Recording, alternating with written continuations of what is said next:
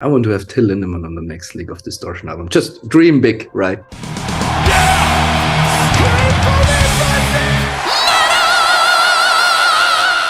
Hey everyone, welcome to the channel. My name is Belgian Jasper. If this is your first time at the channel, hit subscribe right now.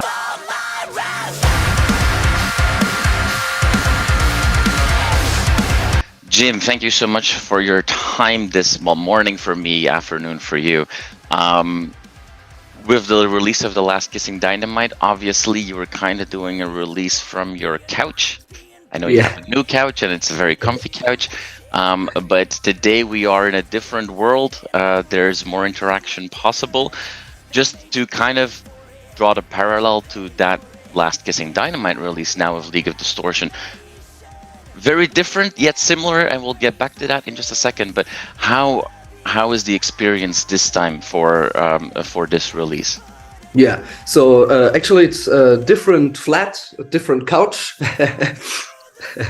Yeah, we just released with League of Distortion our debut album last week. Yes, it was more than a week already. Wow, yeah. It's running. And talking about parallels, last time there were only interviews on couches and only Zoom stuff and going on, and no release parties, no registration stuff.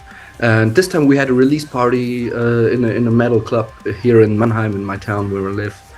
And we just were on tour with Caliban for 3 shows, and Ghostkid was really great weekend. That's why for me it's actually morning as well. I'm still in the rock and roll rhythm.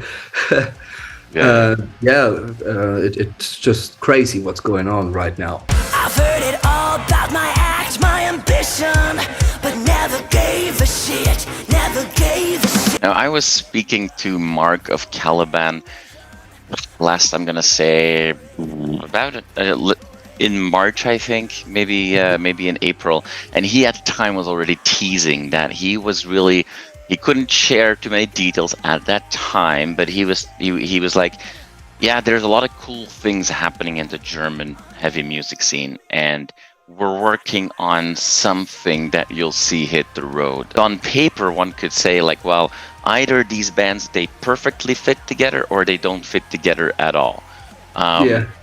So given that you've got a couple of bands that come at it from very different angles, how is that connection going so far? Like do you see a bit of a kinship and people like, hey, you're all kind of speaking the same language? Absolutely. Yeah, absolutely. And talking about the German music scene, this is all a big family, kind of. Right. On festivals this year, the first time festivals were finally happening again, it was just crazy how everybody is there and want to have a big party, and it's like, yeah, we're all in this together, and the whole scene really came together more closely, definitely. Yeah. Set fire to the sun.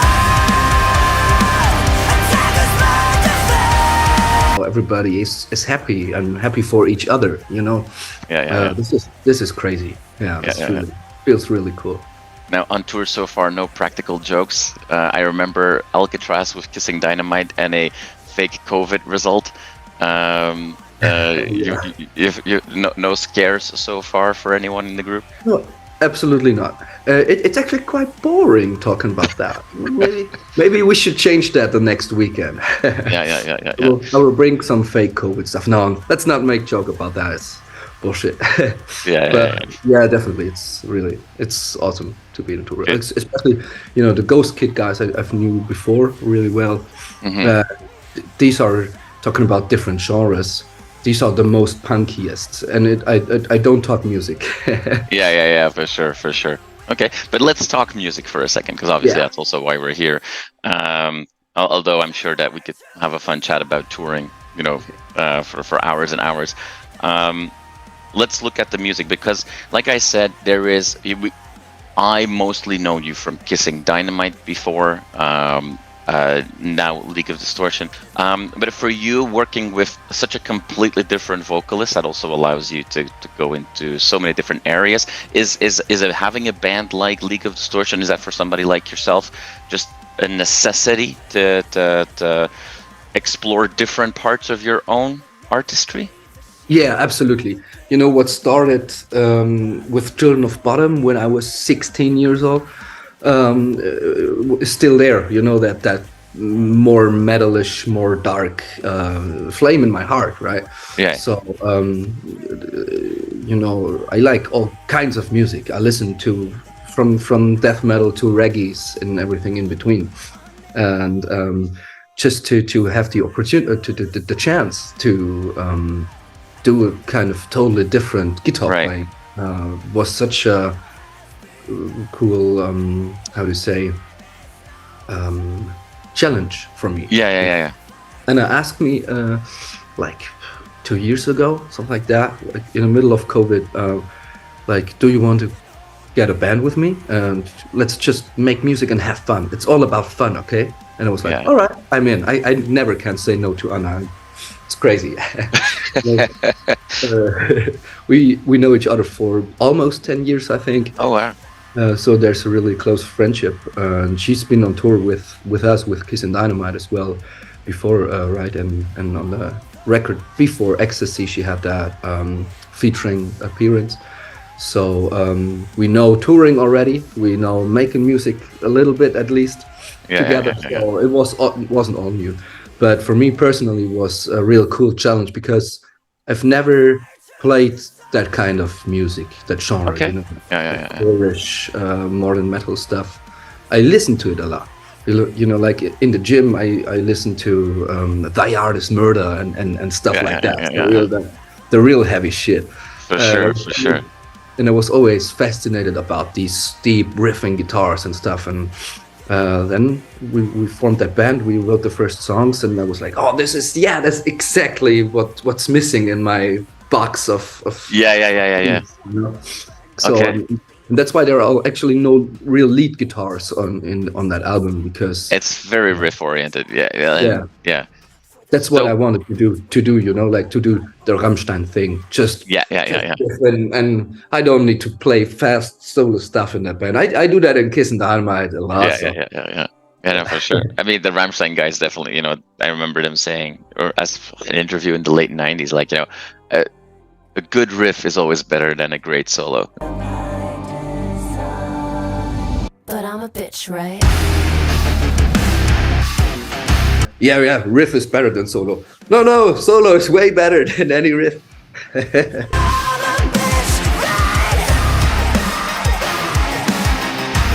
Another thing that is very similar, let's say, between Kissin Dynamite and League of Distortion, I would always describe both your music as at its essence uplifting, because you mentioned like it has to be fun. But you know, when we just if we only limit ourselves to the singles that have been released, or that you made videos for, you know, Wolf or Lamb, what is it? My Revenge, you know. Okay, it might be a little bit more in your face than Kissin Dynamite at times, but at the Kissin Dynamite was always, for me, also a band that was like, hey, let's get up our feet and let's help each other out. And maybe League of Distortion is, and that's just maybe my interpretation of the lyrics, but is it a little bit more like, I'm going to first get on my feet and I'm going to help myself out, but at the end of the day, it's still about lifting people up. Is that fair? Yeah. Yeah, absolutely. You totally got that right. Really cool. It's about, you know, a little bit more self-reflecting, definitely, because Kissin Dynamite is all about more party and don't think too much. And I think in League of Distortion, it's more about let's think about it and get ourselves, as you mentioned, up on the feet and then help each other. And that's why it's called League, right? Because we want to invite all people to join us and to form a group of nice people having a good time and helping each other. So also the lyrics and the themes are more, how to say, not so funny, you know?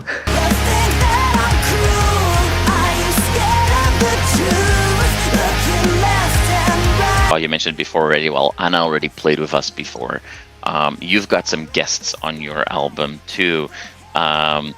We've seen similar people be guests with Caliban. We know that Chris of Annis OK and Mark from Caliban, they kind of like are producing a lot of stuff together. Like there's a lot of collaboration going on. If you were to think outside of that tight-knit German family, let's say, because modern metal is now something that is a truly global phenomenon. Is there, when you're already thinking about what could be next for League of Distortion, is there like a wish list of these are people we want to play with or that we would love to have on an album? Oh yeah, that's a good question. As we just released that album, I wasn't thinking a lot about it actually, but for sure, I mean, we wanted to tour with a lot of bands. So talking about featurings and stuff, Anna was just on tour with Camelot for 2 shows, and that was really also a really cool experience because in Camelot often on the live shows they got singers with them doing featuring guests, and so many friends of us already with them. It was really cool that it happened. But maybe I'll go for Till Lindemann. I want to have Till Lindemann on the next League of Distortion album. Just dream big, right? Oh, for sure. There you go. I mean, that would be pretty cool. We've seen him do some really exciting, vocal collaborations. And also his latest work on what's it? It's called Lindemann, right? Yeah, his band, right? Was fantastic. Loved it.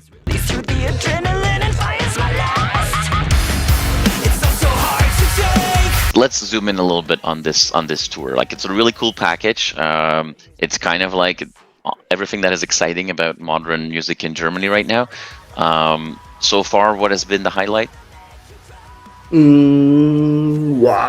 Munich, I think. Munich on Saturday, on Friday, was totally insane. It was awesome sounding club. Stage sound was awesome, and the whole bands they had, the energy level was 120% for everybody. Yeah. So the first show in Nuremberg was really tough. It was, I think, the most, the worst sounding stage ever I played on. So that was really, and that was the first show. So that was really, okay, this is tough. Yeah. And so in Munich, everybody was totally, wanted to show that it can be different.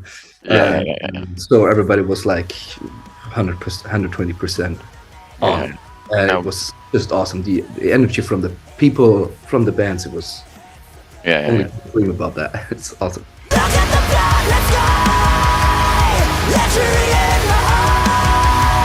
Now, when you say the first show of the tour was not going the way I was hoping, or quite a little bit stronger, the worst sounding stage I've ever played on.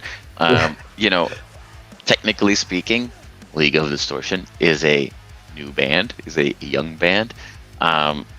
People in the band are far from inexperienced, yourself being a perfect example. Given that you have all this, is that then a moment where you can easily turn that around? I think partly yes. So being with so good and professional musicians like we have in the band makes life definitely easy, and or let's say easier. And now that's really you can get over a lot of problems. But if it's really that band sounding, you can't be as tight as you normally are, because when you don't hear the timing, it just doesn't matter, So it gets a little bit not that tight and not that in the pocket, but it's still good, but just not on that level you can perform normally. So I think it's no showstopper or anything, or that people, probably most of the people didn't even get it, that something is different or not the way it should be. But for ourselves, definitely you hear every little thing that's not right. For sure. For sure. Even on the worst sounding stage, you can hear that still comes through. Okay, what all things that go wrong, you can still pick that up. Okay, awesome.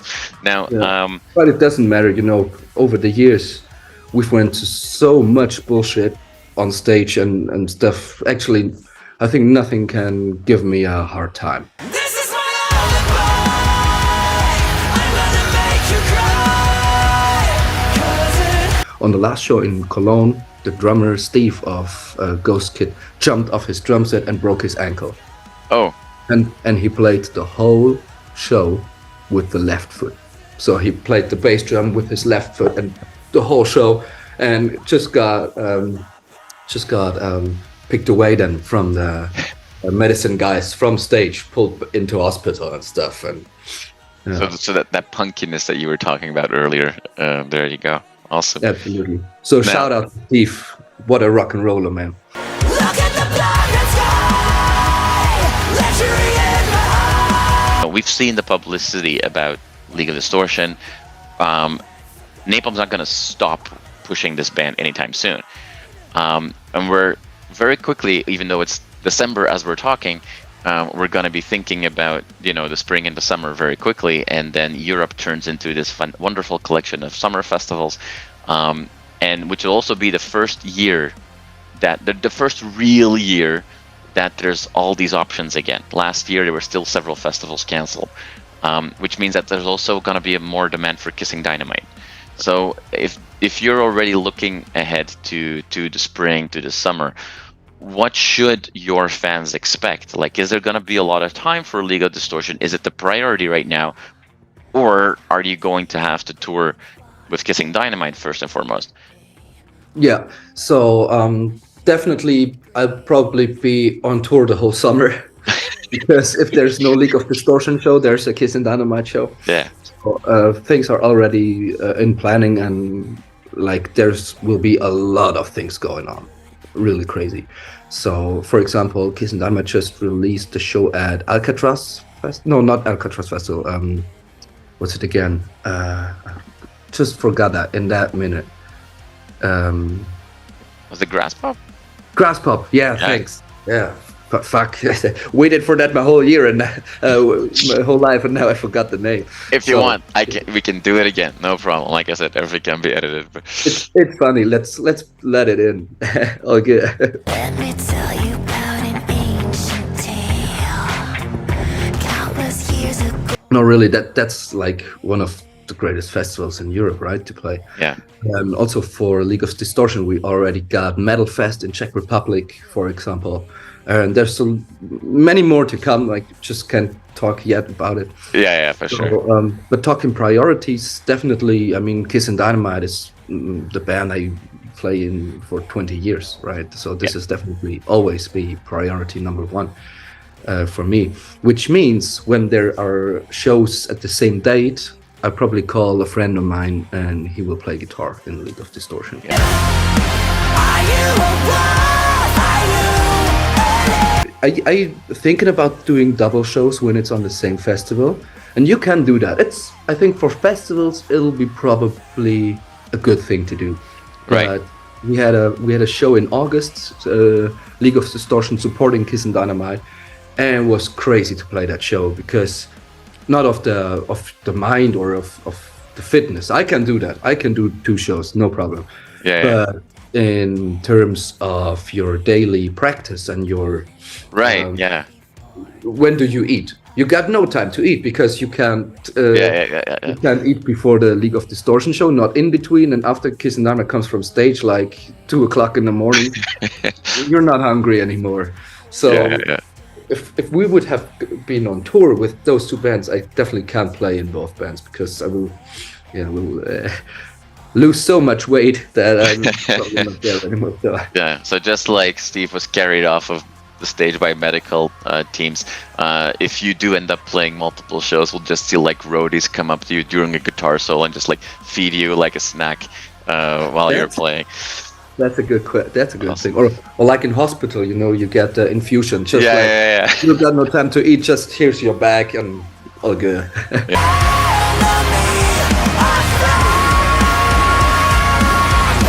I want to thank you so much for your time. I know this is a really busy time for you, and I'm glad that you get to experience this release with just a little bit more engagement than the last one.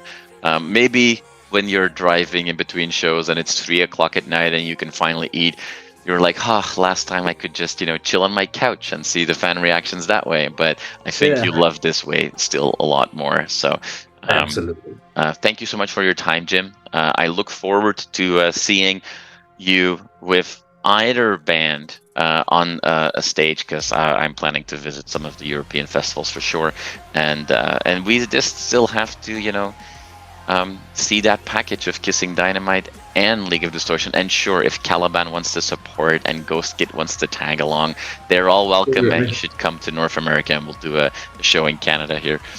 I'll tell them, I'll bring them. Okay, good. Yeah, exactly. And when you're on German and or European festivals, let's grab a beer. Oh, for sure. Nice. I will see you at Grasspop. Perfect.